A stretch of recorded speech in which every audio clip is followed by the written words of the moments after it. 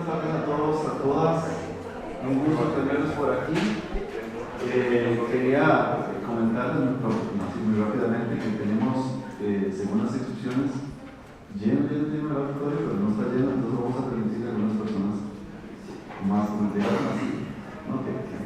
que ingresen. Y si tenemos que sentarnos en el suelo, algunos nos sentaremos en el suelo. Vamos a ver.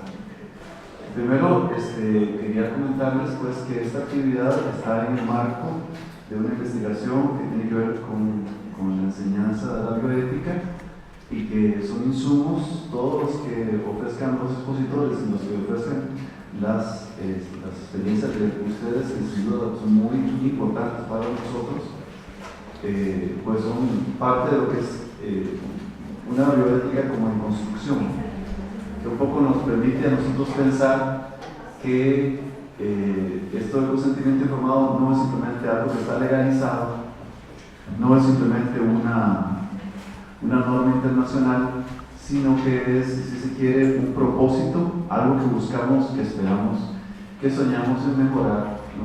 Y en algún sentido que soñamos en implementar seriamente. El evento que hemos diseñado tiene dos partes.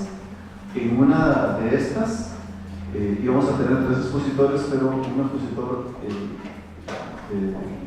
tuvo que salir del país, entonces no lo vamos a tener. Entonces va a reducirse a 2 exposiciones en la primera parte. Una del doctor Miguel Cotó, que me imagino que algunos de los que habrán conocido de bioética sabrán que es todo digamos, uno de los más importantes formadores en nuestra región específicamente de bioética. Ha sido maestro de muchos y creo que consejero de más, compañero posiblemente de mucha gente que viene dando rumbos adelantados en este campo. Y en la segunda parte tendremos a James Crombie, un gran amigo canadiense. Él trabaja en la Universidad de Saint-Anne y él nos viene a hacer una propuesta,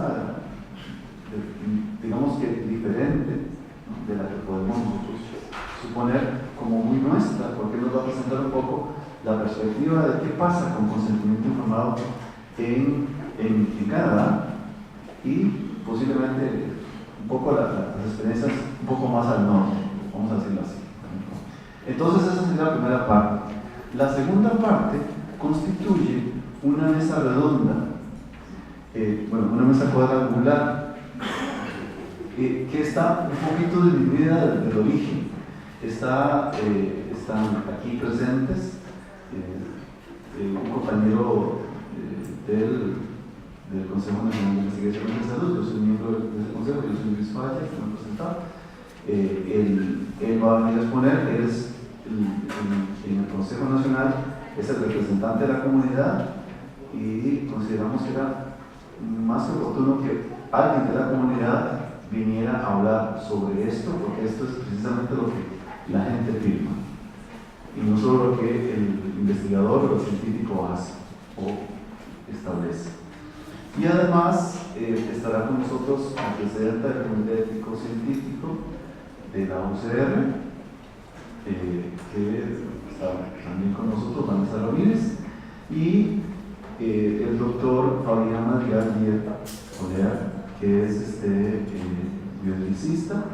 Él es pediatra, así que nos va a venir a hablar desde la perspectiva, digamos, de clínico. Él además es parte del Comité de Bioética del Colegio de Médicos. Esta actividad está precisamente bajo la égida de varias instituciones. En primer lugar, la universidad que nos ha acogido, la Universidad de Costa Rica, además el Consejo Nacional de Investigaciones en Salud, que también decidió dar el impulso a este evento, y el Comité de Bioética del Colegio de Médicos, que también nos permite darle un talante también un poco distinto a nuestra reunión.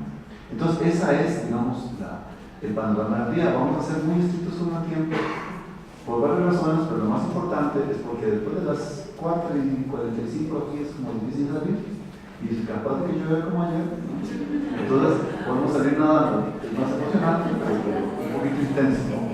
Entonces, vamos a tratar de terminar, digamos, aproximadamente faltando 20, un cuarto, y entonces le voy a un poquito a manejarlo de la mesa, y cuando hable mucho, pues que haya, ¿no? Entonces, vamos a hacer lo posible. Pero quisiera sí, señalar lo siguiente. Ayer hablando con Miguel quedamos un poco en esto. Vamos a escuchar exposiciones, conferencias seguramente excelentes, magistrales, pero vamos a interrumpir bastantes veces, ¿no? Ojalá que se pueda, porque, y eso para comentarle a los compañeros que están, los de fuera y los de dentro que están exponiendo, tenemos aquí, ¿no? Un rosal lleno de rosas de todos los colores y sabores. Tenemos gente de todos los sectores. Para mí es una satisfacción enorme tener que, desgraciadamente, tiene mucha gente que no, mucha gente no se le puede aceptar. Hay personas del sector farmacéutico, de universidades, comités de universidades privadas. Ahí está el CONIS en su mayoría, no pudo ser presidente, pero los demás creo que estamos en su mayoría. Hay muchas personas del medio universitario, algunos estudiantes, mucha gente seguramente con muchas preguntas, pero creo que entonces va a ser una jornada importante para todos, y en especial investigadores, ¿no? Ese es uno de los que suelen tener más problemas con estas cosas. En fin, con esta introducción, pues quería entonces darle la palabra a Miguel, que nos dará una conferencia. Entiendo que, ¿verdad?, que vamos con el espacio como para unas preguntas. Al final vamos a regular el tiempo para que terminemos aproximadamente dentro de 1:10, 1:15. Esta primera parte nos tomamos un cafecito, patrocinado y todo por la universidad, y luego volvemos para la mesa.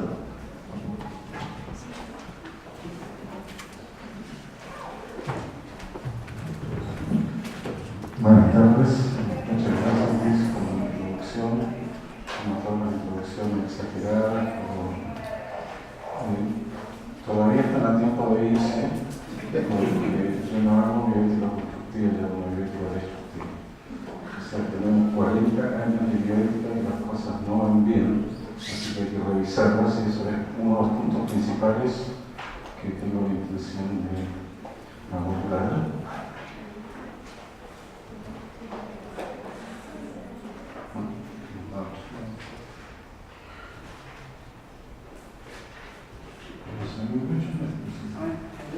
Me lo descuentan un tiempo.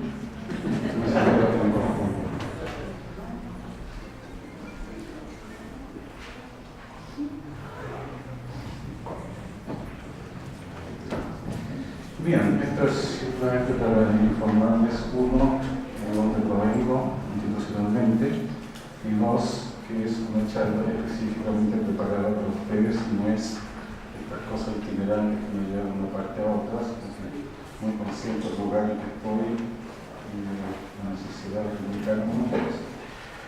Lo que decía anteriormente se ratifica prácticamente porque el tema del consentimiento ya fue por primera vez abordado en la Corte Suprema de Estados Unidos en 1906. Se lleva más de un siglo que el tema del consentimiento en relación a medicina ya está en el tapete.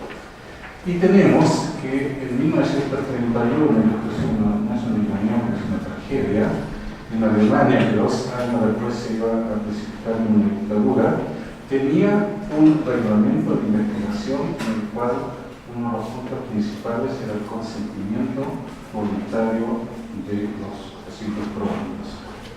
Y tenemos en 1986 un libro histórico ya de Hayden y Potion, el patrimonio de Richard y Hayden, que escribieron un libro en el cual, una historia y teoría del consentimiento informado, en el cual se propone dar una respuesta satisfactoria a qué es consentimiento informado. Si así fuese, ¿qué estamos haciendo aquí?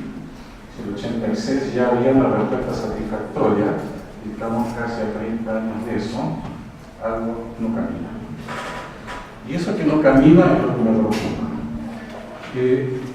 Un par de puntos previos que tengo que dejar en claro. La definición habitual de corriente actual de bioética es el desafío de las neurociencias, sobre todo de biomedicina, que obligaría a una bioética puesta al día que enfrente los conflictos, los valores que la neurociencia con sus desarrollos, sus avances no está logrando. Yo no comulgo con esa idea, porque si ustedes miran históricamente que la bioética nació específicamente un año, en el 70 y 71, hay una razón por la cual una disciplina nace así abruptamente, como impacto prematuro. No es habitual, no sé de otra disciplina que haya nacido así. Lo que estaba sucediendo en los años 70, finales de los 60, es por una parte que la filosofía nos había abandonado. Yo no soy filósofo, así que tengo el derecho de criticar a la filosofía, aunque no sea con mucha propiedad. El hecho es que no había una ética filosófica renovada después de los clásicos. Y hay varios pensadores que quedaron en deuda en el sentido que prometieron escribir una ética y nunca lo hicieron. Entre los cuales está Sartre, que está escrito, que lo iba a hacer, Wittgenstein, que se preocupaba mucho del tema, Foucault, que también apoyaba a escribir en su momento, y Michel Serres hizo lo mismo en una declaración no muy antigua, en una entrevista, y ninguno de ellos cumplió. De manera que la filosofía prácticamente nos abandonó y nos dejó con lo clásico que ya había, desde Aristóteles, Kant, Mill, lo que tenga. En segundo lugar, después de la Segunda Guerra Mundial, hay un derrumbe feroz de lo que son las tradiciones familiares, lo que son las creencias religiosas, lo que son conceptos, el concepto de nación era prácticamente inutilizable, el concepto de familia empezó a resquebrajarse, de manera que tampoco teníamos una ética tradicional que nos pudiese ayudar en nuestros quehaceres. El tercero es que efectivamente hubo una expansión tecnocientífica, sobre todo en biomedicina, que tomó mucho impacto desde esa época y ha tenido creciente importancia. Pero es uno de los factores, no es el único, ni creo que sea el principal. En cambio, el que sí, a mi modo es el principal, es que en esa época se iniciaron los movimientos de reivindicación de mayorías postergadas, las mujeres, y de minorías postergadas casi por definición. Recuérdense mayo 68, recuérdense los primeros escritos del feminismo, recuérdense el asesinato de Martin Luther King. Todo eso sucedió en un quinquenio, en 5 años, en pleno auge y movimiento de reivindicaciones sociales. Y los únicos que eran postergados y no estaban en la trinchera o que no podían estar eran los pacientes. Y esto coincidió sociológicamente que en Estados Unidos, sobre todo, hubo una plétora de filósofos, humanistas, de biólogos que no tenían trabajo. Entonces se unió aquí la posibilidad de una actividad laboral con una necesidad de representación. Y si ustedes miran, los primeros asesores bioéticos de los escritores fueron filósofos. Los más prominentes escritores de la época, filósofos. Beecher, filósofo. James Childress, con el que escribió el libro, teólogo. De manera que efectivamente hubo una conjunción, y al mismo nivel este es el punto principal de lo que la bioética se propuso como tarea, y es también lo principal que no cumplimos. De manera que es importante resaltar esto. Y aquí tienen un compatriota de ustedes que escribe, no sé si fue en el año 2002, porque la referencia que tengo, el artículo lo tengo, pero no está fechado, pero por la referencia bibliográfica que tiene supongo que ha sido 2002, y que pone algo que era bíblico en ese tiempo. La relación médico-paciente es el elemento primordial de la práctica médica y por lo tanto la bioética. Y mucha gente definía bioética en ese tiempo como la regulación, la fiscalización, el perfeccionamiento de la relación entre el médico y su terapeuta. Esa era la función de la bioética, y el mismo Rugal de Lobos pone en el mismo artículo que él proponía y suponía que el campo de información y el consentimiento iba a ser el punto capital de todo lo que la bioética tenía que hacer. Bueno, efectivamente, los primeros escritos de bioética tenían un enemigo, un blanco muy claro, que era el paternalismo autoritario. Lo primero que hay que romper, si en los años 70, 72, 75 y se sigue hablando, es el paternalismo que envuelve al paciente en una situación absolutamente de disautonomía. Entonces, el camino a trazar era muy simple y muy recto. Rompamos el paternalismo, introduzcamos la autonomía, usemos de instrumento el consentimiento informado y todo está en orden. Pero no está en orden, porque el camino ha sido muy sinuoso y me parece que no hemos llegado. Si no hemos llegado, nos tenemos aquí debatir.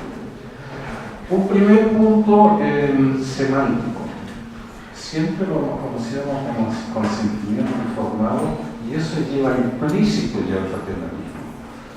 No es que el paciente decida, debería llamarse una decisión informada, sino que busca finalmente que consienta, o sea que un camino un poco desviado y termina por hacer lo que yo le estoy diciendo como especialista y experto.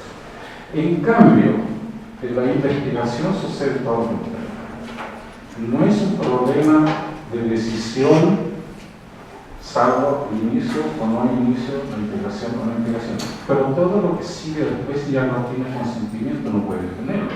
Porque si yo ingreso como probando un estudio, tengo que acatar las normas del protocolo. Y no puedo hacer ninguna escapatoria ni ninguna decisiones intermedias. De manera que hay una diferencia sustancial cuando hablamos de consentimiento informado de la situación clínica relacionada con la ciencia y investigación. También es prácticamente vox populi, que hay criterios básicos de lo que es el consentimiento informado. Voy a seguir hablando de consentimiento para no complicar el lenguaje con novedades, pero tengo esa diferencia muy clara. Es un intercambio de toda información, de lo que se nos dice, de lo que se nos informa, lo que debe ser. Requiere la competencia del paciente para discernir y finalmente tomar la decisión, y tiene que estar libre de toda influencia indebida. Fíjense que esto suena muy bien, pero tiene palabras como adecuado, indebido, discernimiento, que tienen una latitud de interpretación que es lo que causa muchos problemas. Lo que sí ha sucedido, que lo que teníamos en mente como un proceso interpersonal entre el paciente y su terapeuta, sea un médico u otro psicoterapeuta, que estaba basado en una información adecuada y una comunicación transparente, se ha convertido en un procedimiento burocrático. Se firma el consentimiento informado en la Secretaría del Hospital, etcétera, etcétera. Y que esto es así, me hace sospechar que quiere pasar algo similar, porque leyendo la ley y el reglamento en los últimos tiempos, me encuentro con la palabra debe firmar todas las hojas. Sí. Que el pobre probando o paciente va a recibir un legajo de hojas cuyo contenido debe conocer, que va a ratificar una conversación previa supuestamente, y finalmente dice me entendí todo y firmo. Yo tengo una norma cuando me toca asesorar el consentimiento y me pasan algo de 5 o 10 hojas a la vuelta. Digo, esto no sirve. Si usted no es capaz de explicarle a la persona en una o página y media cuál es el problema esencial que está enfrentando, no sirve. No se va a poder comunicar con él, sea profesor de medicina o sea un alumno. No hay posibilidad con ese instrumento, en esa forma de funcionar realmente. Y eso significa que tenemos que tener cierto respeto por la ética de la comunicación, porque se trata de comunicarnos, y me basta con volver sobre las ideas de Wilhelm Habermas, ética de la comunicación, ética del discurso, que él pone 4 condiciones que legitiman la comunicación: que sea comprensible, que sea entendible lo que se está intercambiando, que sea veraz en el sentido de la verdad que esté primando en ese momento, que es una verdad absoluta, pero en su momento tiene validez, que el discurso efectivamente se atenga a esa veracidad, que sea honesto, que no haya discrepancia entre lo que piensa y lo que hace el comunicador, que es bastante frecuente, y que sea vigente, o sea, cuál es el tema, cuál es el momento social, cuál es la situación y el contexto en el cual hay que hacer esta comunicación, y por lo tanto hay que tener un lenguaje atingente a esa situación. Eso descarta, por ejemplo, los consentimientos informados impresos. Eso que tenemos listos, los sacamos, los presentamos al comité, no, porque no son vigentes, porque son muy variables las situaciones y cada una requiere su propio consentimiento. El segundo punto que vimos era la competencia del paciente, y ahí entramos en un terreno complicadísimo. ¿Quién evalúa? ¿Quién decide? ¿Quién dice que este paciente es competente? ¿Es incompetente? ¿Es severamente incompetente, como tienen ustedes en la nomenclatura? ¿Quién es el autorizado para tomar esa decisión? Y ahí tenemos una serie de problemas bastante grandes. Y el tercer punto se supone que toma una decisión no influida. Sin embargo, en el mismo libro de Feynman Bicham hay un gráfico en el cual muestra que la influencia manipuladora tiene una serie de matices que van desde una coerción bastante brutal hasta una persuasión. Entonces yo me pregunto si esa persuasión, que se supone que es la menor posibilidad de manipulación posible, ¿cómo lo hacen funcionar ustedes con lo que se va a denominar los vulnerables? Un término muy complejo también, pero que está allí. Si vulnerable, se supone que también es vulnerable a la persuasión. Y si es dependiente, aparentemente también se va a autorizar los dependientes que son dependientes de alguna institución.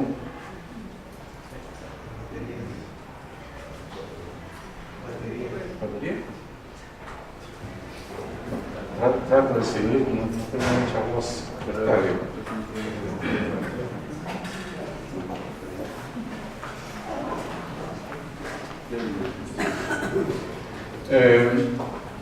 Entonces los dependientes, los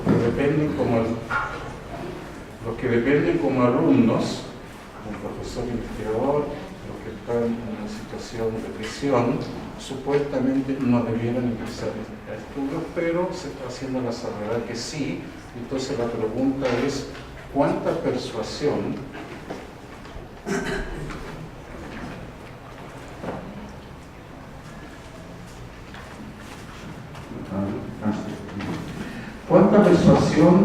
es posible? Pues posiblemente de evitar, cuando los probandos, los que van a consentir, los que van a decidir, son dependientes, son vulnerables. ¿Puede haber una no persuasión en esta situación? Tenemos de nuevo abierto un tercer flanco, o sea, los tres flancos que aseguran el consentimiento informado, probo y legítimo. Resulta que los tres tienen que ser sometidos a un cuestionamiento, ya han sido sometidos a cuestionamiento, que invalida de cierto modo que tengamos una fuerza uniforme de legitimación.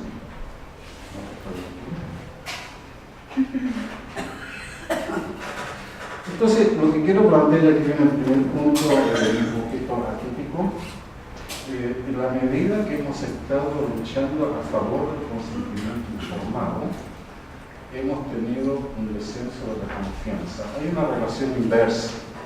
Mientras más confío, menos información necesito. Si yo llevo el coche al garage, confío, no me explico cómo funciona el motor, me da lo mismo, confío en usted. ¿Qué pasa? Que la medicina y la investigación biomédica está requiriendo tanta información y cada vez más información, todas las hojas, como decía anteriormente.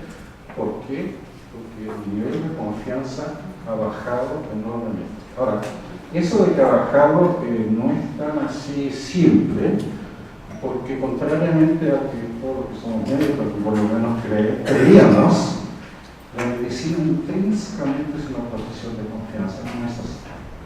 No es así. Si ustedes miran la medicina que se hacía en la Grecia antigua, eran artesanos itinerantes que tenían que ganarse la confianza de los posibles pacientes en los diferentes lugares a los cuales iban.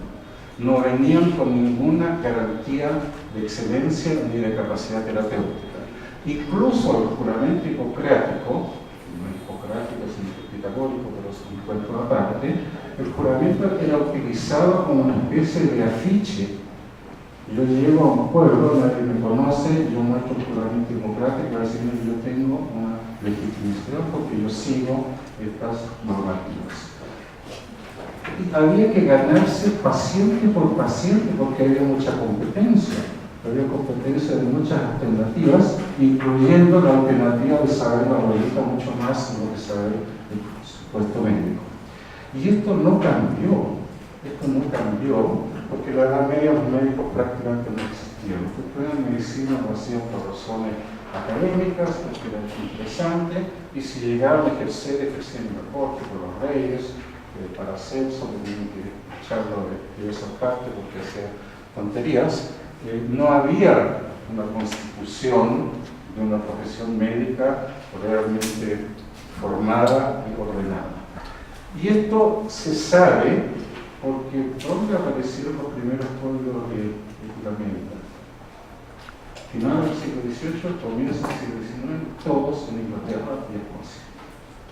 Betos y varios otros. Percival, el principal, Percival prácticamente inventó el término código de ética médica.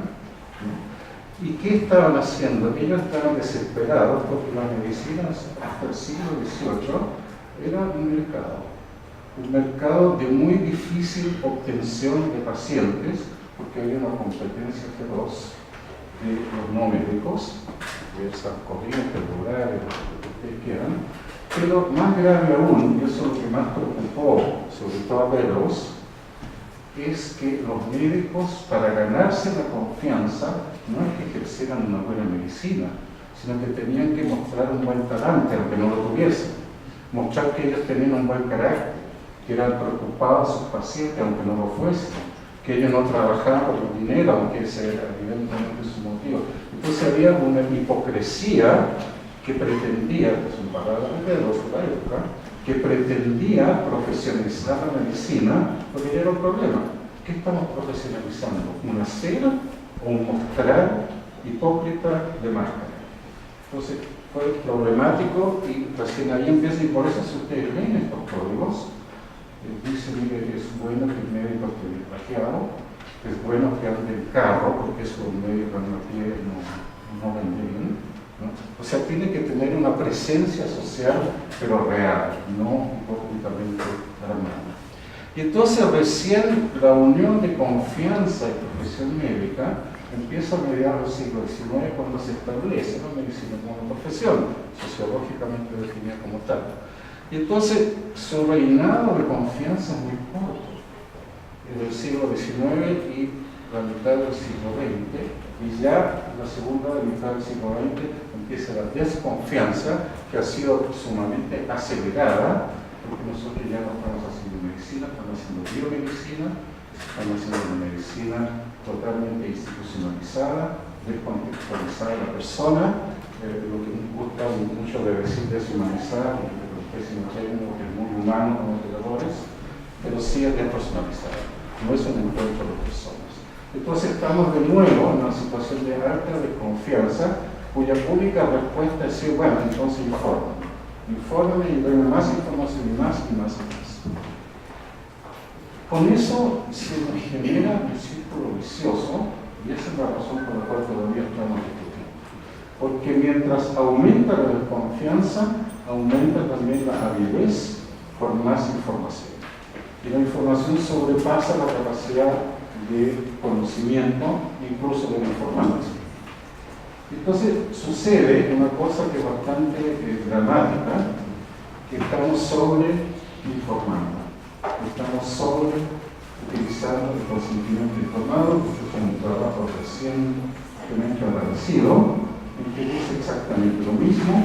La disminución de la confianza interpersonal en el fondo viene alimentada por esta supuesta intención de consentimiento informado cuando efectivamente está siendo contrario.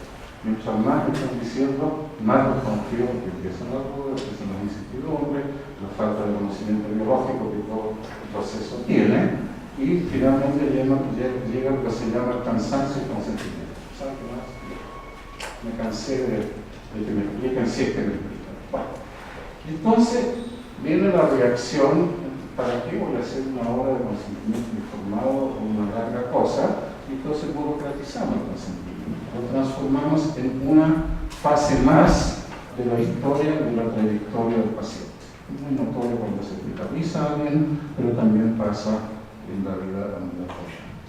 Y por otro lado, la ciencia ha dado más que suficientes motivos de desconfianza. Aquí hay algunos de los tremendos chascos, de las tremendas catástrofes: Chernobyl, Bhopal, bioquímica, la historia de Tamiflu, la historia de investigación de los vaccines, los estudios de VIH en embarazadas, la talidomida, que es el señor que murió en un primer ensayo de transferencia genética, famosa historia de Milgram con su estudio de autoridad en psicología, y los trabajos de gente como Andy Beecher y Marcia Angelo, con libros y artículos denunciando, mostrando y generalizando a nivel público, no solamente de especialistas, que las ciencias biomédicas son sumamente desconfiables porque tienen muchos errores, muchas trampas y muchos motivos para considerar que, por lo menos en muchas condiciones, son bastante perversas. Yo sé que no les puse la clásica, pero Pasquini también son del mismo tema. Entonces llegamos a un punto, que es el punto en que estamos nosotros, de que la decisión finalmente no se va transparentando, sino que se va poniendo cada vez más opaca. A medida que yo estoy en el procedimiento de ser informado, me pierdo cada vez más, entiendo cada vez menos y termino por no saber qué decir. Y eso es grave. Es inevitable que haya un residuo de indecisión porque incluso la gente la tiene. El investigador investiga porque no sabe. O sea, tiene un residuo evidentemente de incertidumbre y que la tiene también el práctico terapéutico. Entonces, en ese momento, que la práctica lo vemos cuando el paciente nos dice: doctor, no sé, ¿qué haría usted? ¿Qué haría usted si fuese su madre? Etcétera, etcétera. Eso lo conocemos todos los días. Y lo que está haciendo el paciente, legítimamente, no está devolviendo su capacidad de autonomía. Está diciendo: mire, tengo la autonomía para entregarle a usted la decisión ahora, no de comienzo, sino que ahora. Y entonces queda un residuo. Y por eso me parece muy mal esta lucha que hemos tenido contra el paternalismo autoritario. Queda un residuo de paternalismo inevitable y necesario. Llevan al médico y vamos todos al médico porque necesitamos acogida. O sea, necesitamos a alguien que nos guíe, alguien que nos haga ver lo que tenemos de malo, lo que se puede hacer. Por lo tanto, el paternalismo no es una brujería, sino que es el fundamento de lo que es cualquier terapia, y en el fondo tiene que ser también el fundamento de cualquier investigación que se supone que acoge a sus probandos, investiga con ellos, pero también los acoge en el sentido de protegerlos. Y entonces yo voy llegando cerca al final.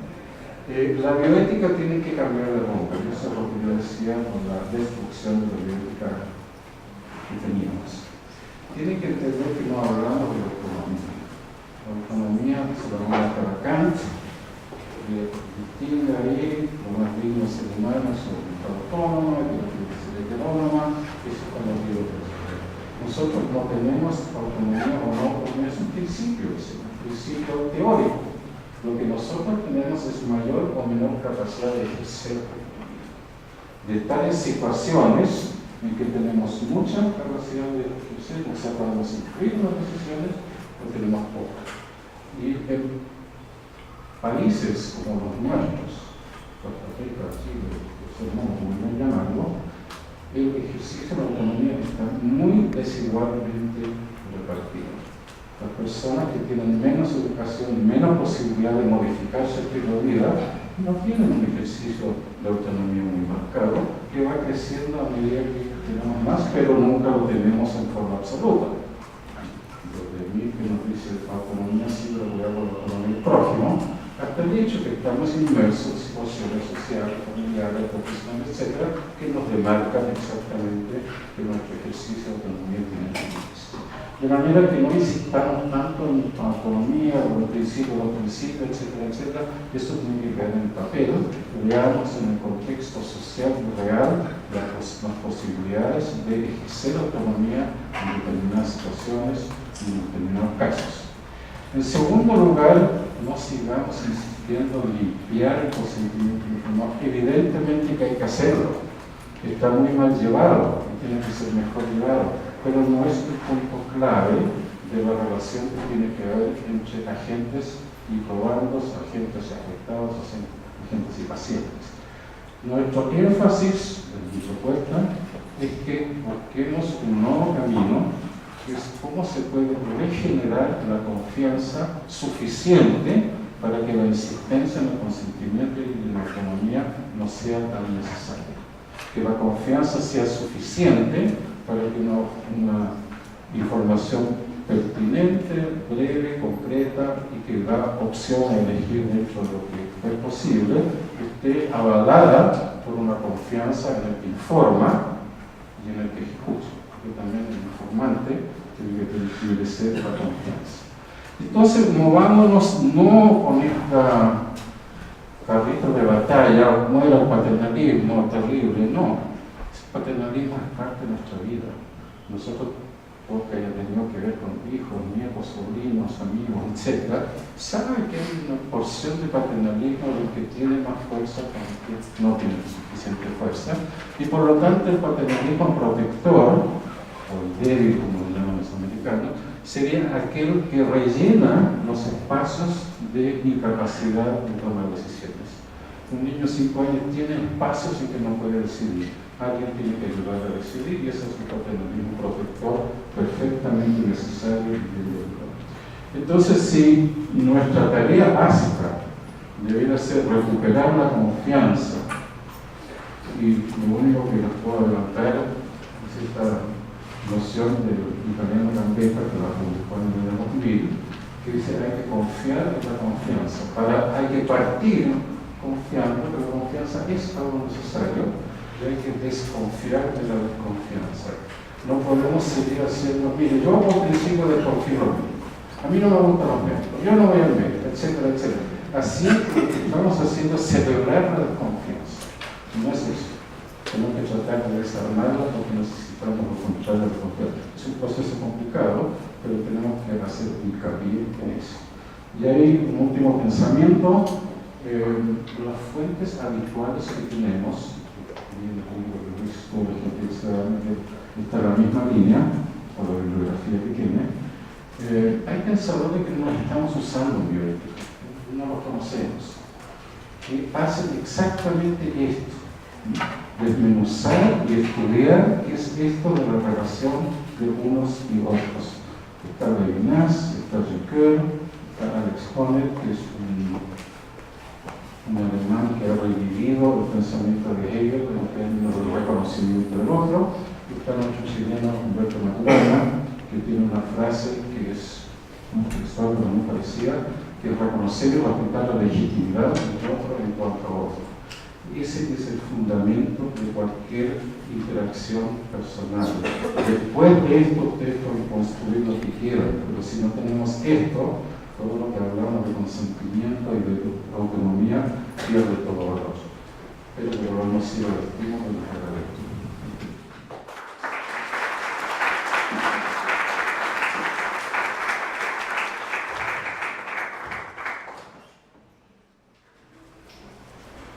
Si tenemos alguna observación, alguna pregunta para el doctor. Sí. Vamos a hacer una dinámica diferente. Vamos a adelantar el café. Va a ser raro, ¿verdad? Después me digo, ya vamos a tomar café. Pero creo que soportarán. Entonces, vamos a hacer lo siguiente, a las 12:10, más o menos, en unos 15 minutos, vamos a tomar café. Entonces tenemos 10-15 minutos y después vamos a escuchar al doctor Profondi y después hacemos un entrevista. Gracias. Después de escuchar su socialización, el enfoque que usted hace es médico-centrista en una relación paciente-médico, donde aplica un continuo donde el paciente está consciente que necesita un tratamiento, por eso aplica el consentimiento informado. Pero cuando hablamos de investigaciones puntuales, donde va a ser una única vez que se acerca a alguien que no es un paciente, sino que es alguien de una comunidad o que está recibiendo un servicio, el consentimiento informado necesita mayor detalle de información para explicarlo porque no va a haber otro momento de encuentro. En ese sentido, yo creo que es válido poder explicar más. Sin embargo, ¿cómo recomienda usted que sea corto y breve?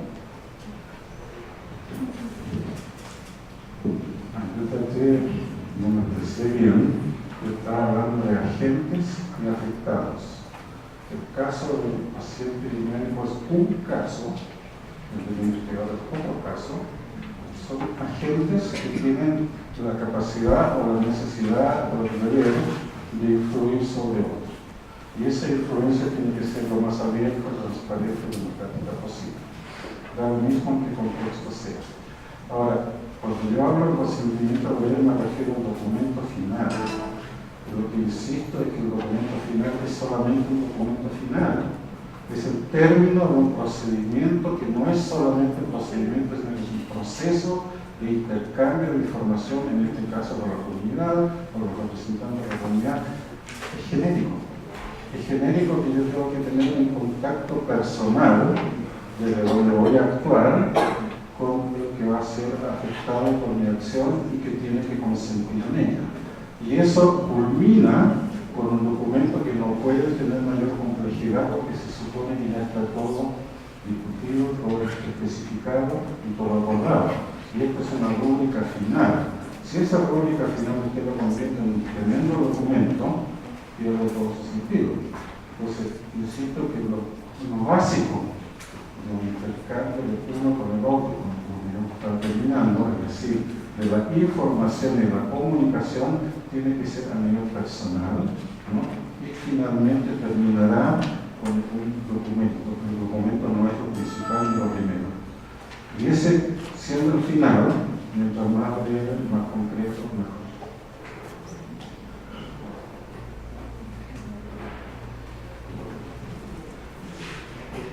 Agradecerle por sus palabras de estímulo, lo que nos deja dando vueltas. He tratado de entender su posición desde la mía, que es como docente. Bueno, soy antropólogo, pero trabajo en la Escuela de Trabajo Social, en los cursos de investigación y en el diseño de los proyectos de investigación para sus tesis. Y una de las cosas que hemos insistido nosotros con ellos es que escriban al menos una página de consideraciones éticas del estudio, independiente de que haya estudios que no requieren un consentimiento informado, sino que reflexionen éticamente de qué es lo que van a hacer. Me parece que va en la línea suya, en tanto que se pongan de frente a que lo que van a hacer tiene sentido, tiene utilidad, conocen las perspectivas, más allá de la burocracia final, el documento ese, de si alguien lo firma o no lo firma, y sabemos que hay algunos de los trabajos que hacen otros estudiantes que no pueden tener un consentimiento firmado porque incluso hay elementos de poder o legales que impiden firmarlo, ¿no? O que no requieren, porque cuando se trata de un niño lo que tenemos que tener es un asentimiento, un conocimiento, una comprensión de la persona de que lo que va a suceder ahí en ese proceso entiende que no le va a afectar. Pero yo quería remarcar en esa parte que ese consentimiento seguramente es eso que se acaba de decir, una etapa final, y comienza por si nosotros mismos cuando hacemos la investigación sabemos que lo que vamos a hacer al menos no va a dañar a nadie. Totalmente de acuerdo con usted, y por eso que la insistencia del consentimiento no, como si eso abarcase todo el problema bioético, es falso, es erróneo. Es un proceso mucho más complicado dentro del cual el consentimiento o decisión es una parte. Si le sigo contestando, nos vamos a quedar sin café, pero déjenme hacer una cosa. Eso de que no afecta, no es así, siempre afecta. Es decir, usted no, cuando pide el consentimiento, cuando ve la línea de ética o bioética de lo que va a hacer, usted va a afectar al otro de una u otra manera. No es neutro, si fuera neutro usted no tendría nada que investigar. Usted investiga porque tiene desconocimiento de ciertas cosas y en esa búsqueda va a afectar al otro. Eso es importante. Y el tercer punto, que es casi una bombita de lo que déjenme lanzarla, el problema que ustedes tienen, que nosotros tenemos y todos tienen, es la cantidad de tesis de licenciatura, de maestría, de doctorado que nos inundan por todas partes. Y yo creo que de eso no hay ninguna otra solución que tener dos tipos de comité.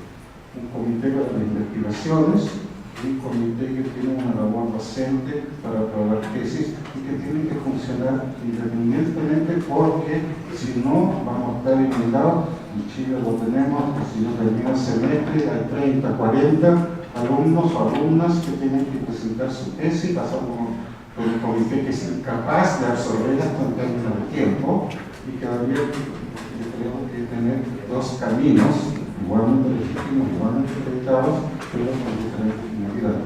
Y esto, un momento paréntesis, pero lo está pasando en Estados Unidos con los IRT. Los IRT que fueron las primeras manifestaciones de comités de investigación, de ética de investigación, están tan inundados que están empezando a hacer mal el trabajo, reconocidamente. No pueden dar trabajo. Y esto podría ser una salida. Gracias.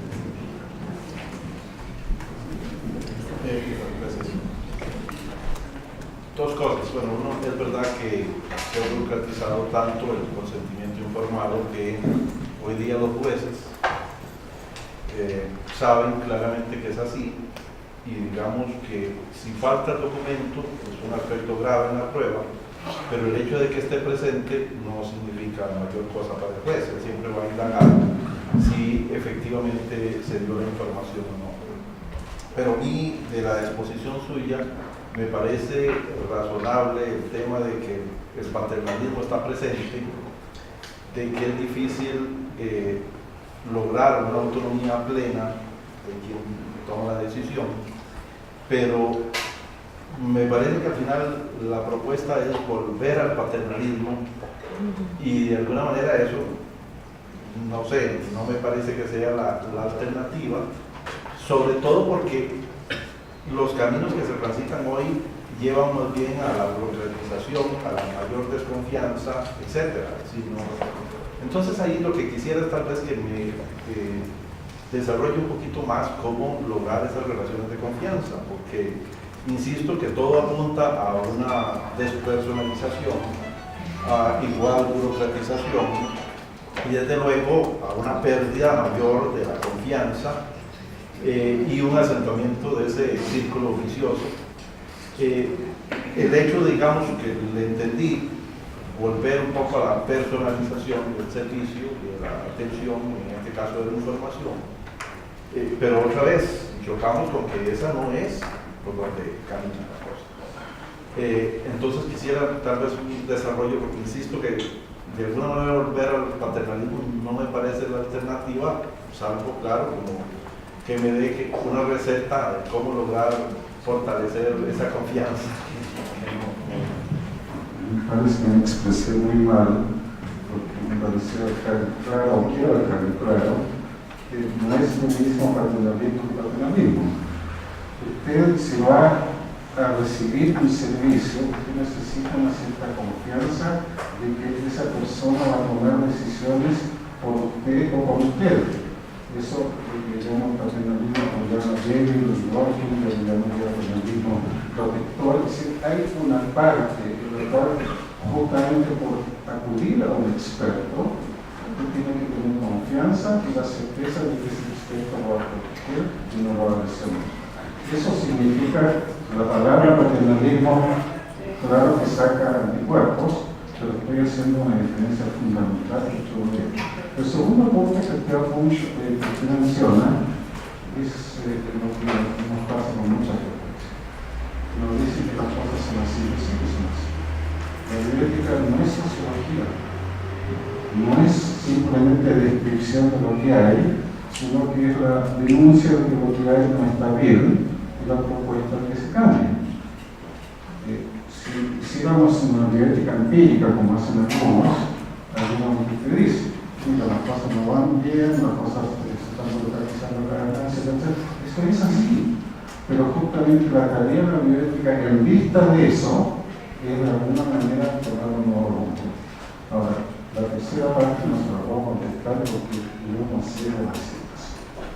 La bioética tampoco sabe de recetas. Si yo fuese de alguna corriente doctrinaria, sea religiosa, sea racional, sea principialista, le diría, mire, este es el camino. Pero esos son todos caminos que no dejan opciones alternativas. Lo que estoy tratando de hacer es llamar la atención sobre la situación, tratar de modificar nuestro trote que no ha sido eficaz en resolver el tema y proponer un camino, pero por supuesto que no tengo idea cuál es el mecanismo por el cual tenemos que transitar. Pero uno de ellos es, por ejemplo, tratar de generar confianza en el gobernante. Es una manera de decir, bueno, estoy tratando de ser honesto, de acelerar, de hacer todo lo que quieran, a ver si logra la confianza de que me escuchen y que podamos dar piso al tema. Y yo creo que la bioética incluso no ha cumplido con ese deber, no ha propuesto discursos que sean confiables. Son discursos muy académicos, son discursos muy doctrinarios, son discursos muy minuciosos, de un trabajo así finito, en que usted dijo una cosa y la publica, y yo no estoy de acuerdo, y publico contra usted la contra replica, y perdemos el tiempo y no vamos a las cosas reales. Mucho más no le puedo aportar todavía. La pregunta es, ¿qué estamos logrando con el consentimiento informado? Yo soy cirujano de tórax. Las cirugías son muy complejas. Creo que nunca fui paternalista. Le explicaba al paciente con diagramas, con todo, qué es lo que yo le proponía. Y después no se acordaban absolutamente nada. De hecho, hay un trabajo en Estados Unidos que documenta eso, que los pacientes, independientemente de cómo o quién le haga la explicación del consentimiento, no recuerdan. Por lo cual, algunos especialistas ahora graban el consentimiento para que cuando haya un problema diga, a ver, fue lo que yo le dije. Pero mi pregunta es, ¿todo esto que estamos haciendo beneficia al paciente si un paciente está tan asustado que no se acuerda de lo que le dijo el médico? Estamos verificando lo que digo, el procedimiento del consentimiento informado no está dando la legitimidad, no está protegiendo a los pacientes, no les está dando más autonomía por ese camino, pero llevamos 40 años insistiendo en eso. Hay un error. Los estudios que menciono son muy conocidos de que el resultado de una conversación, de una aclaración, de una información finalmente desaparece. Es la muestra de nuevo de que algo anda mal. Quiero hacer dos distintos fundamentales. Hay problemas procedimentales en el consentimiento entre la parte de la experiencia, la parte de la comprensión, la parte de tiempo, etcétera, etcétera, pero hay problemas sustantivos. O sea, el consentimiento informado es una institución que tiene fallos. Entonces, insistir en construir un edificio sobre fundamentos fallados no nos está llevando a ningún lugar. Por eso tenemos que volver hacia el fondo y ver qué es lo que estamos haciendo mal, pero también por qué estamos insistiendo en un camino que no es el camino que nos va a llevar a los objetivos. Vamos a tener que hacer los dos. Es que si no nos dejan tomar café. Está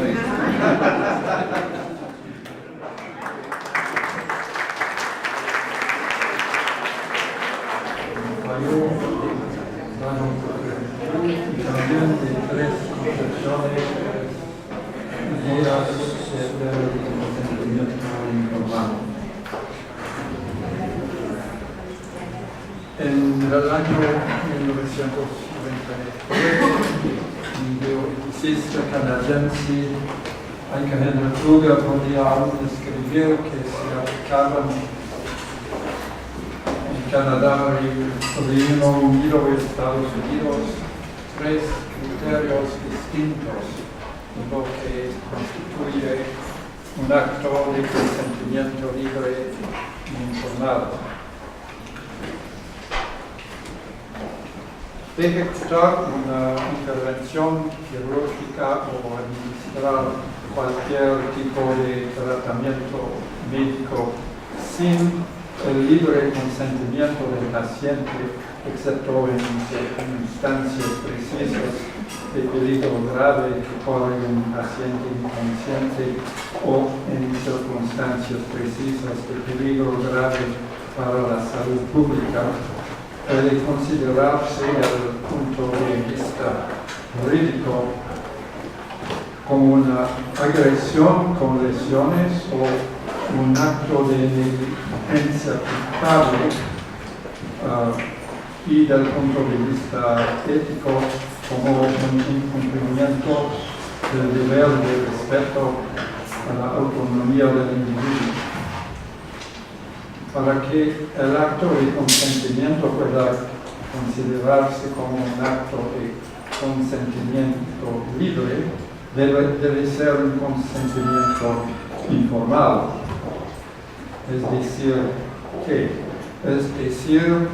el paciente debe ser informado con respecto a la naturaleza de la intervención, con respecto a los riesgos asociados a la intervención propuesta, con respecto a los tratamientos alternativos y con respecto al riesgo de demorar o de postergar la intervención y con respecto al riesgo de no hacer nada. Además, tras la obtención del consentimiento, la intervención efectivamente ejecutada no debe ser radicalmente diferente de la que fue consentida.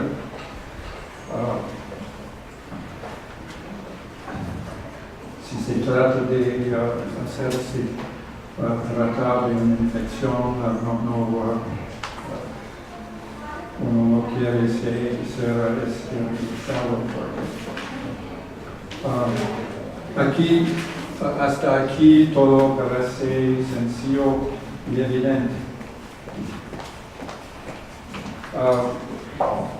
Pero hubo, y hay aún, pero hay convergencia, hubo 3 criterios diferentes de lo que constituye una información adecuada. En el Reino Unido, antes de 1997 por lo menos, se trataba de una divulgación correcta a juicio de un órgano profesional cualificado responsable. En los Estados Unidos hay una multitud de versiones de la doctrina de la persona razonable y hay también una versión de la criterio Bola. Y en Canadá, después del fallo orado contra Hughes, se trata de una divulgación adaptada a la situación y al nivel de comprensión del paciente.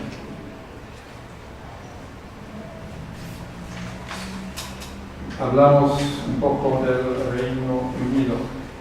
Un fallo de la Cámara de los Lores determinó que un médico no es culpable de negligencia si actuó en conformidad con una práctica aceptada como correcta por un órgano responsable compuesto por médicos calificados en la materia. En inglés, eso. El mismo fallo continúa diciendo Un médico no es negligente si actúa en conformidad con tal práctica por la mera razón que existe un corriente de opinión contraria.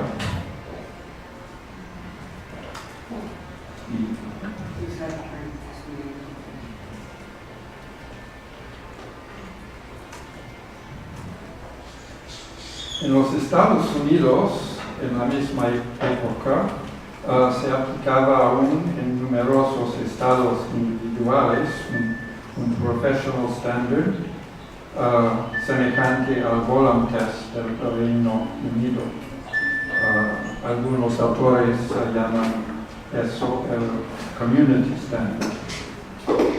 Pero el criterio de la persona razonable, o Reasonable Person Standard, fue aplicado en numerosos otros estados y su influencia creció.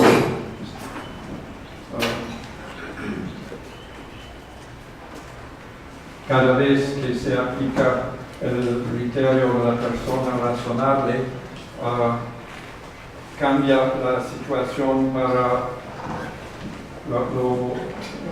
el Professional Standard, y el Professional Standard coincide más y más con el criterio de la persona razonable.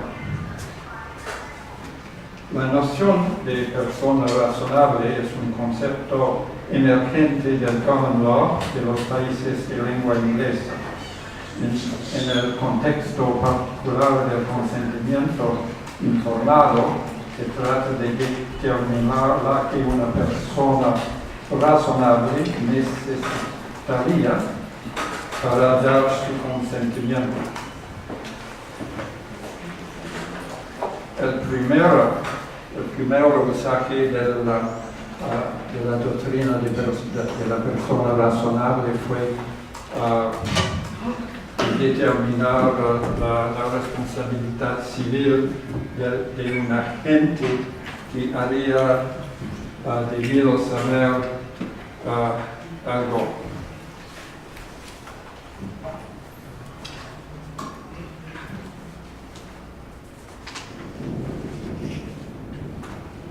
Este criterio Bolam o criterio profesional fue posteriormente sustituido en el Reino Unido por dos otros criterios menos paternalistas y menos cercanos del criterio canadiense del fallo Ribble contra Hughes.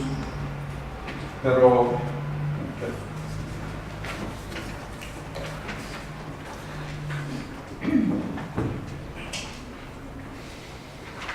¿qué necesitas saber una persona razonable? Hay materia de discusión, pero vemos una lista en la pantalla, la descripción de la intervención, sus objetivos, los riesgos más importantes, los beneficios, las alternativas, el curso espontáneo del padecimiento sin tratamiento, la recomendación del médico y consideraciones como el dolor, las incapacidades, la muerte, la pérdida de oportunidades, etc. Se trata de una noción un poco abstracta y el paternalismo no ha desaparecido completamente, pero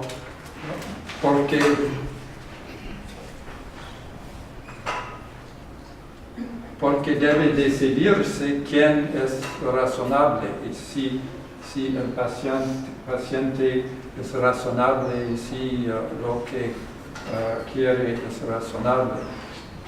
Hace también la abstracción de varias dificultades de convención que puede tener un individuo concreto y real, y hace también abstracción de su situación personal y social concreta. Digamos al fallo Ribble contra Hughes. John Ribble fue precisamente una persona muy concreta y situada en situaciones de vida. Este fallo cambió de manera fundamental la aplicación del concepto de consentimiento informado en el contexto clínico en Canadá. Después de este fallo, se reconoce la necesidad de desplegar esfuerzos razonables al fin de asegurarse que el paciente haya comprendido las informaciones proporcionadas.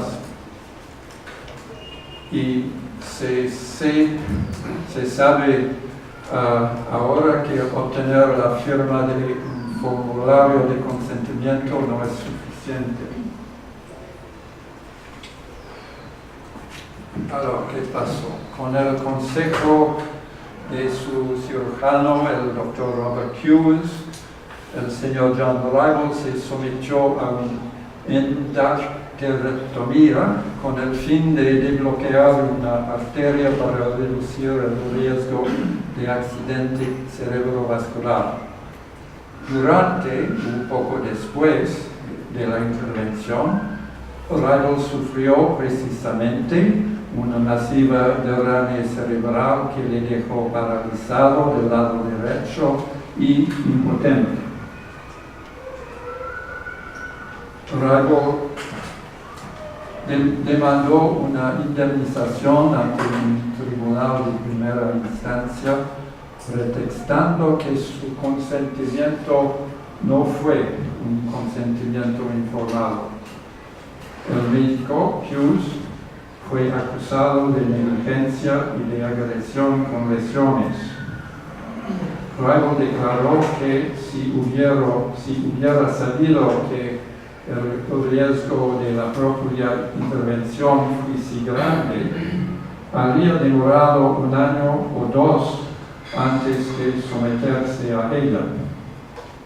El motivo de postergar la intervención habría sido de cumplir los años de servicio requeridos por la convención colectiva con su empleador, la compañía Ford. Se trataba de la condición previa de beneficiar de un programa de invalidez y de una pensión vitalicia de jubilación. Había cumplido casi 8 años y medio de los 10 años requeridos.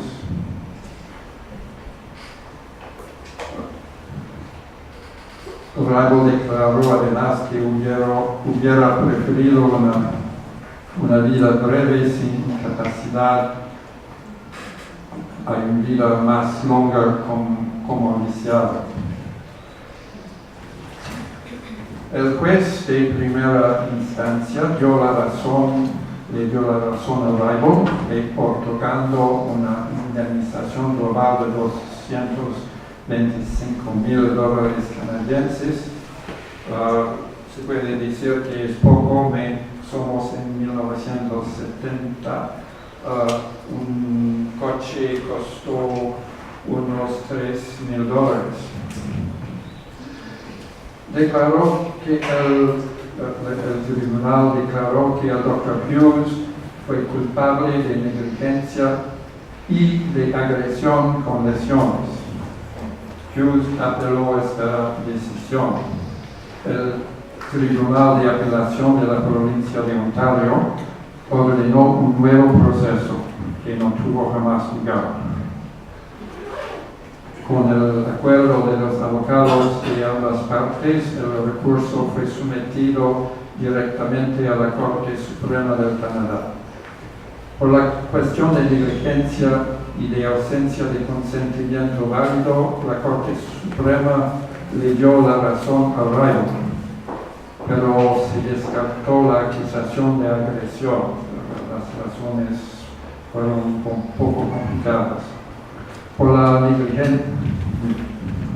negligencia y la ausencia de consentimiento válido, Rival, el paciente, ganó. No obstante, el paciente Raibo había firmado el formulario de consentimiento. 1. El tribunal determinó además que el Dr. Hughes había explicado con exactitud al paciente los aspectos mecánicos de la propuesta intervención. El tribunal determinó también que la intervención se había ejecutado de manera competente. Entonces, ¿por qué perdió el Dr. Hughes? Bueno, no se había asegurado de comunicar al paciente el verdadero objetivo de la intervención. Primero,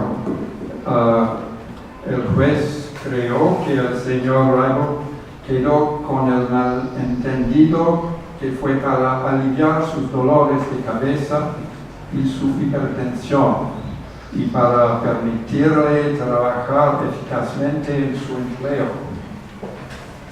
El Dr. Hughes, al juicio del tribunal, no se había asegurado de que el señor Raibo comprenda la gravedad, la naturaleza y la importancia de los riesgos de la intervención y que podría Raibo morir o tener una derrame cerebral.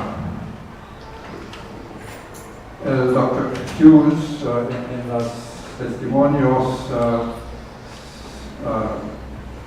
hemos descubierto que el Dr. Hughes había, sin embargo, mencionado los riesgos de accidente cerebrovascular si la intervención no tuviera lugar. Y el riesgo fue real. Se puede mencionar también que el dominio de la lengua inglesa que tenía el señor Raibo no fue de 100% ni de 60%. Sin embargo, el juez de primera instancia había subrayado que las explicaciones del Dr. Hughes hubieran sido insuficientes también en el caso de un paciente con perfecta maestría de la lengua inglesa. Entonces, el resultado fue que Raibo ganó una cantidad de dinero, pero quedó paralizado.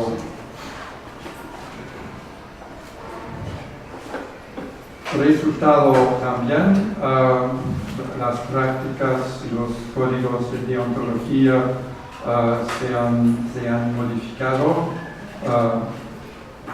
El código de la Asociación Médica Canadiense y de los colegios de médicos y cirujanos provinciales afirman hoy claramente que el médico tiene el deber de asegurarse que el paciente haya comprendido la información proporcional. En la versión inglesa del Código de los Médicos Canadienses de las 9 provincias fuera de Quebec, make every reasonable effort to communicate with your patients in such a way that information exchange is understood. Que la información sea comprendida. Y en francés la misma cosa para los francófonos de las 9 provincias fuera del Quebec. Y en Quebec un poco más complicado, pero la misma cosa que el médico en 29 debe asegurarse que el paciente y su representante haya recibido explicaciones pertinentes, comprensibles, etc. Convergencias ahora. No sé si hay una influencia del fallo canadiense en el Reino Unido, pero en 1997 se impone a los médicos británicos de explicar de manera lógica sus recomendaciones y ordena que deben mencionar los beneficios asociados a tratamientos alternativos. También en el Reino Unido, en 2015, el fallo Montgomery impone a los médicos el deber de asegurarse que el paciente sea informado.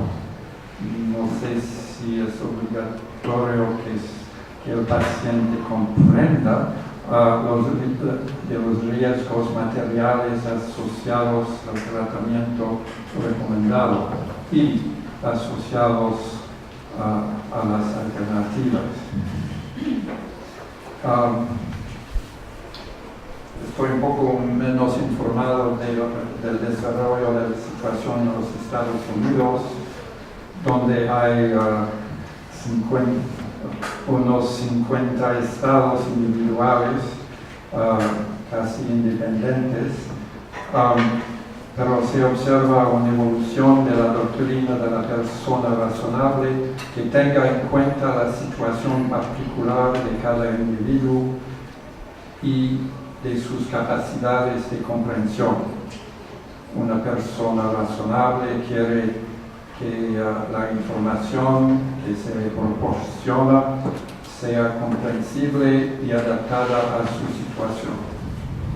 Y no he desarrollado este punto final, pero coincide con lo que decía el profesor Kotov, que la comunicación debe ser un diálogo y un intercambio y no una mera transmisión de hechos. Sería la base de un establecimiento de una confianza. Gracias por su...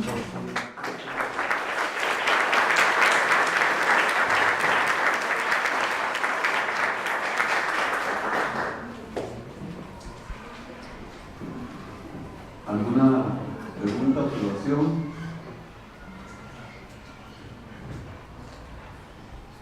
El establecimiento de la confianza se menciona como si fuese un proceso sobre el que pudiéramos tener algún tipo de control generalizable. Me surge la duda si estas discusiones no deben darse también a la par de análisis contextuales que incluyan no solo un análisis sobre la cultura específica en la que este tipo de relación se vaya a construir, sobre variables específicas, por ejemplo, género, edad, incluso identidad sexual, estatus migratorio, etnia, ¿sí? Si estas variables y el contexto y ciertas formas, digamos, de tradición comunicativa no deberían estar formadas por parte del análisis sobre cómo se construye la confianza. Se puede decir que entre Raibo y su médico no existían lo que se llama en francés atome crochu, una gran complicidad. Raibo era obrero de Ford y en mala salud, y el otro un profesional.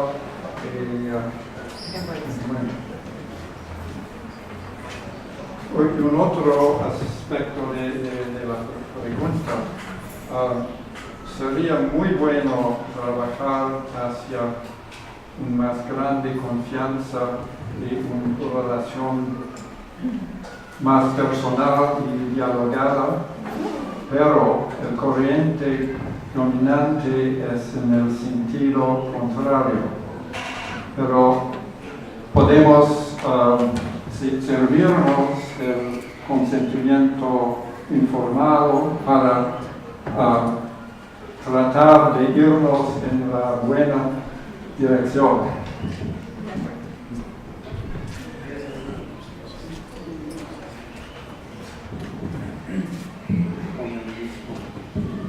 Gracias. Precisamente ahora que en el break hacía un comentario sobre la importancia del consentimiento informado y por qué ha llegado a ser tan puntilloso, ¿verdad? Y tantos requisitos, ensanchándose tanto su ámbito de cobertura. Y es por un tema de la importancia que puede tener el tema probatorio. O sea, el problema es cuando algo sale mal, ¿verdad? Como en este caso que nos ha ilustrado en el caso. La importancia como medio de prueba, cuando algo sale mal, ¿verdad? Lo que me llamó la atención de este caso, Rebel versus Hughes, es que, y por eso quería hacer el comentario, es que en Costa Rica hay un caso exactamente igual a ese, exactamente igual, casi en todas sus particularidades, ¿verdad? Precisamente un médico opera a un señor, a un sujeto, como parte de la operación, el señor queda, no sé si parapléjico o cuadrapléjico, estas cosas no lo tengo preciso, ¿verdad? Pero si queda mal, ¿verdad? Originalmente lo demanda por malpraxis, que es lo que instintivamente todo el mundo va a demandar, ¿verdad? En primera instancia a pensar que hubo. En el juicio se determina que no hubo malpraxis, que el procedimiento médico estuvo de acuerdo con las buenas prácticas clínicas, ¿verdad? Y que era un riesgo posible que la persona quedara con este tipo de situación, ¿verdad? Lo que sí se determina es que en el consentimiento informado y en la explicación no se le admitieron que ese era un riesgo posible, que el señor se iba a morir o que producto de salvarle la vida en el procedimiento médico iba a quedar con este tipo de limitaciones. Es exactamente lo que hemos visto en la explicación. Entonces él se salva, digamos, el médico de responsabilidad personal en lo que es malpraxis. Pasamos a lo que técnicamente en Costa Rica o en nuestro sistema jurídico se llama la iatrogenia o iatrogenia, que es el riesgo médico aceptable, donde no hay responsabilidad por malpraxis, negligencia, ni las formas típicas de responsabilidad, pero sí hay una responsabilidad, en este caso de nuestra pobre caja de seguro, ¿verdad? Que tiene que enfrentar un pago millonario al damnificado, porque el consentimiento informado no le informa, la cacofonía en este caso, que ese era un riesgo que él podía asumir. Hay que indemnizarle, hay que pagar. Y de ahí vuelvo al tema de la importancia de que el consentimiento pues, sea puntilloso sobre un medio de prueba, ¿verdad? Para señalar qué se le informó a uno y qué no se le informó. Y no sé hasta ahí el tema de la construcción de la confianza.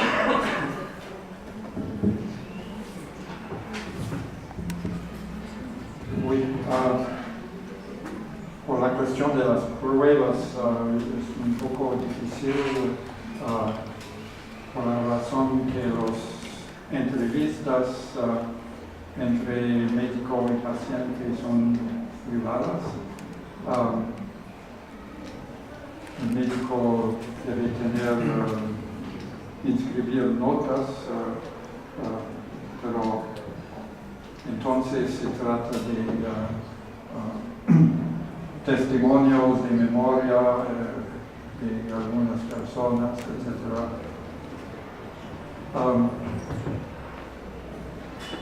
No debe creerse que en Canadá tenemos utopía y que por Rebel contra Hughes hemos evitado la burocracia, pero mi experiencia personal es que ahora, cuando me hace operar, hay un nuevo formulario que firmo diciendo que el médico ha hecho esfuerzos para que comprenda la situación.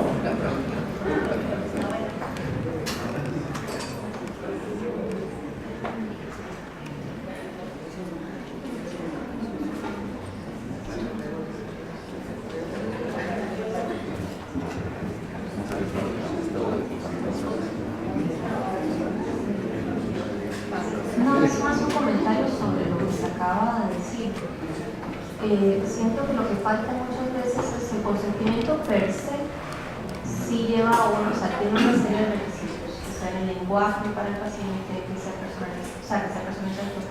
Pero yo creo que no tenemos que basar solo la atención en el consentimiento. Algo que es muy importante de documentar y salvaguardar cómo se lleva a cabo el proceso de la documentación del proceso del consentimiento que se puede hacer en el expediente. Realmente es más dejar en claro que sí se sentó con el paciente, que sí se le respondió las preguntas, que sí se le atendió y se le dio una copia al paciente independientemente del tipo de consentimiento que sea. ¿Por qué? Porque eso es una nota, así como se documenta que el paciente venía con una hipertensión o con una presión baja o lo que quiera, documentan también que ustedes hicieron el procedimiento del informe correctamente.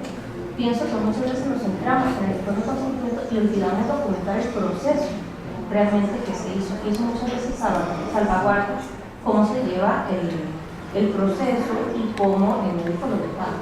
¿Cómo puede el médico documentar realmente que si lo hizo correctamente el paciente fue debidamente informado?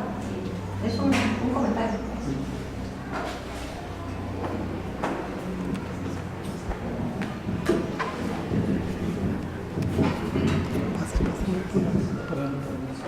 Aprovecho las dos últimas intervenciones para agregar también un comentario mío que tal vez estaba más inspirado en la intervención del doctor Cotobo. Él enfatizaba que la firma del documento es simplemente el final de un proceso, y por supuesto que eso me hizo inmediatamente pensar en el proceso mismo, ya no en el documento. Y por supuesto que ubicando el proceso en los sitios clínicos concretos, al menos en el caso de Costa Rica, podemos señalar una serie de dificultades que se sumarían a otras dificultades ya instaladas en lo que es la atención directa de pacientes dentro y fuera del hospital. Entonces, eso me ha hecho pensar en más de una ocasión, pensando por ejemplo en la capacidad resolutiva en los 3 niveles de atención, etcétera, etcétera. Me ha hecho pensar cómo se podría incrementar una cierta cultura de buen entendimiento, de confianza, que efectivamente fortalezca el proceso y por supuesto se relaje un poco ese carácter jurídico del consentimiento informado, ¿verdad? Ese asunto como de autorizo al médico que haga lo que tiene que hacer, y más que sea el fruto de un buen entendimiento y de una buena confianza construida en el proceso, como lo señala el doctor Cotobo. Pero el problema es que ya deberíamos desviar la atención del consentimiento como tal a cómo se hace la práctica clínica, porque resulta que el proceso de consentimiento informado es parte de la atención al paciente, no es un agregado, no es algo accesorio, es simplemente parte del trabajo que profesionales de la salud realizan con las personas usuarias. Y además de que es un asunto bilateral, incluso puede ser de más de 2 personas, familiares, por ejemplo. Gracias.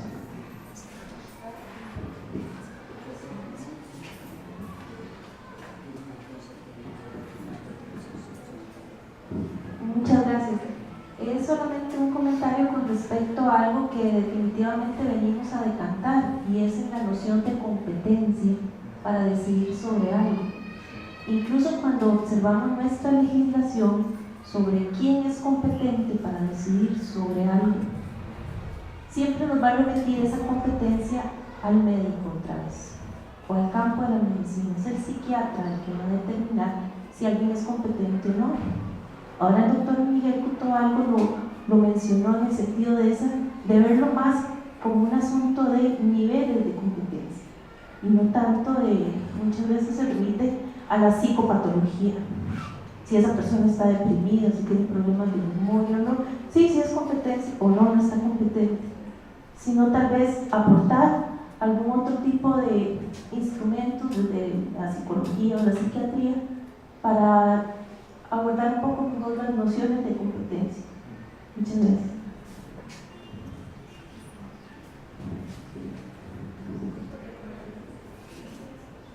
Bueno, yo personalmente quiero agradecer a James por muchas cosas, pero sobre todo que hicieron el esfuerzo por hablarnos en español.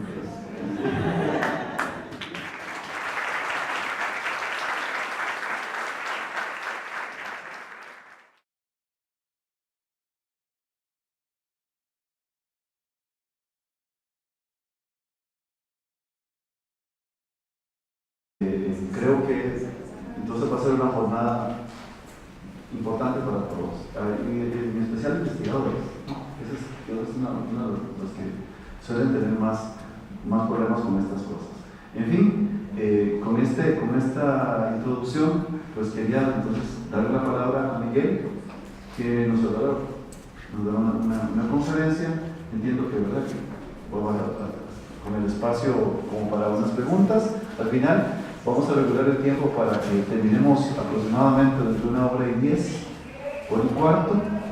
Esta primera parte nos tomamos un cafecito, patrocinado y todo por la universidad, y luego volvemos para la mesa.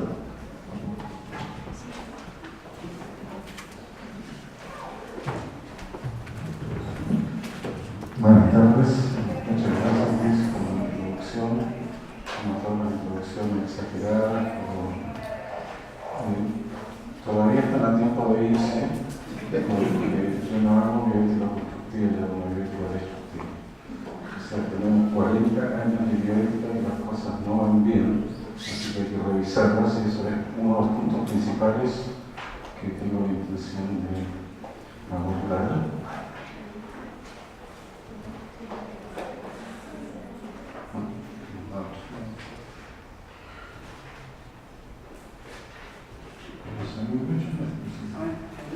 Me lo descuentan un tiempo.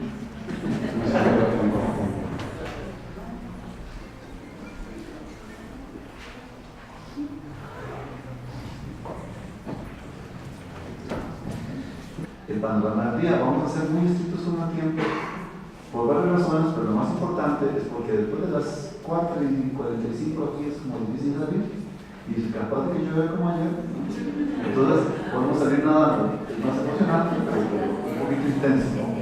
Entonces, vamos a tratar de terminar, digamos, aproximadamente faltando 20, un cuarto. Yo voy a un poquito a manejarlo de la mesa, y cuando hable mucho, pues caería, ¿no? Vamos a hacer lo posible.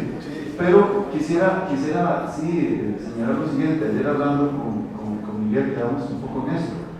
Vamos a escuchar exposiciones, conferencias seguramente excelentes, magistrales, pero vamos a interrumpir bastantes veces, ¿no? Ojalá que se pueda, porque, y eso para comentarle a los compañeros que están, los de fuera y los de dentro que están exponiendo, tenemos aquí, ¿no?, un rosal lleno de rosas de todos los colores y sabores. Tenemos gente de todos los sectores. Para mí es una satisfacción enorme tener que, desgraciadamente, tener mucha gente que mucha gente no se le puede aceptar.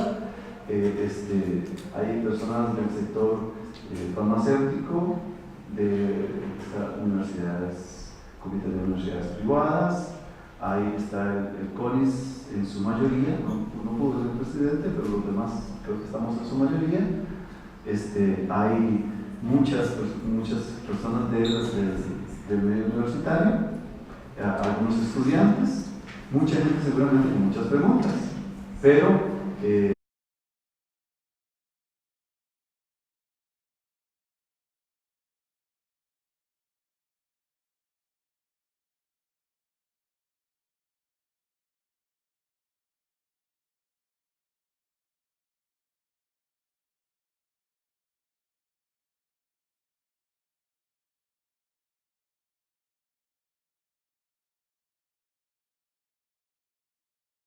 muy buenas tardes a todos, a todas. Un gusto tenerlos por aquí.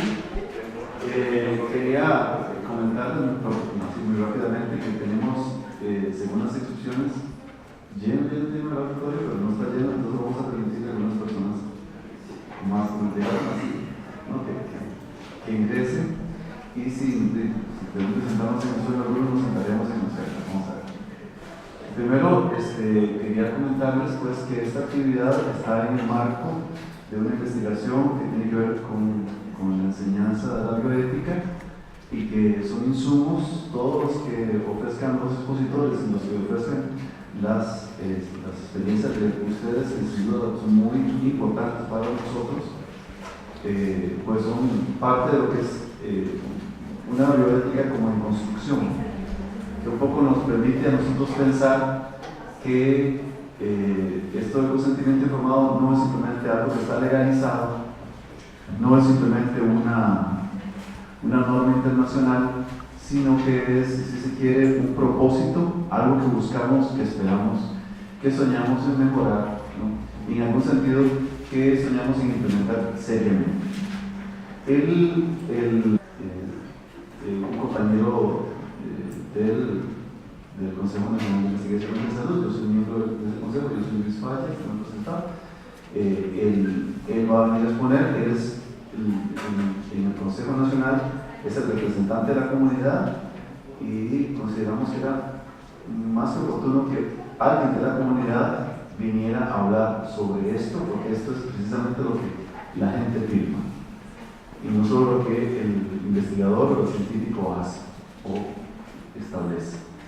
Y además estará con nosotros la presidenta del Comité Ético Científico de la UCR, que está también con nosotros, Vanessa Ramírez, y el doctor Fabián Madrigal Olea, que es bioeticista, él es pediatra, así que nos van a ir a hablar desde la perspectiva, digamos, del clínico. Él además es parte del Comité de Bioética del Colegio de Médicos.